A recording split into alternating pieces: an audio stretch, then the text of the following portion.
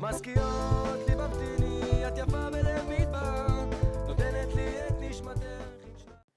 Shalom Uvracha, mes chéris, ce Shabbat Parashat Teruma. Teruma veut dire une offrande pour construire le tabernacle.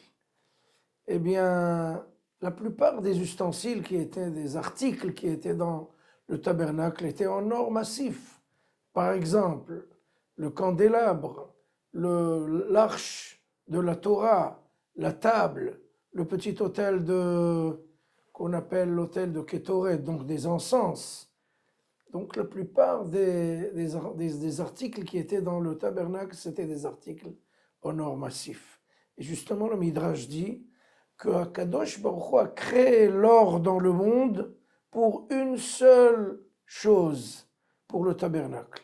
Donc on ne doit pas du tout se servir d'or. L'or est uniquement, exclusivement gardé et spécialement pour l'arche. Mais mes chéris, c'est important ce que je dis. On voit qu'on achète de l'or pour les mariés, les calottes, les fiancés.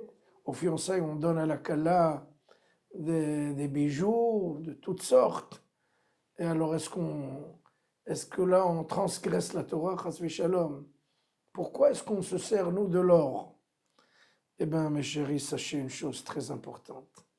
On donne un symbole à la kala. On lui dit, écoute, on va te donner de l'or, mais tu dois nous promettre que tu vas faire de ta demeure un tabernacle pour la Shekhinah, pour la lumière divine. Donc, c'est très important de savoir que si déjà on se sert de cet or-là, c'est justement pour le donner à une kala qui va, Bezrat Hashem, planifier une demeure, une maison dans la Kedusha, dans la sainteté, dans la pureté. Donc elle va faire en fait de sa demeure un tabernacle. Et là, voilà, on se retrouve comme il faut, comme si on avait construit un petit tabernacle dans la maison. Et le Midrash dit, on dit le Erev Shabbat, on dit, avant le Kiddush, on dit Eshet Haïl Mimtza.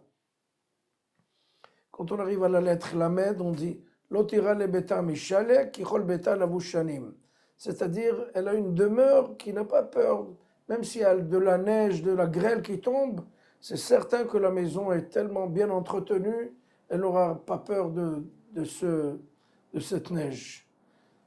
C'est quoi lavushanim? Shanim, c'est des rideaux, des tapis. Mais en fait, shanim, c'est shnaim. C'est deux. De quoi? Naton titen patoch tiftach.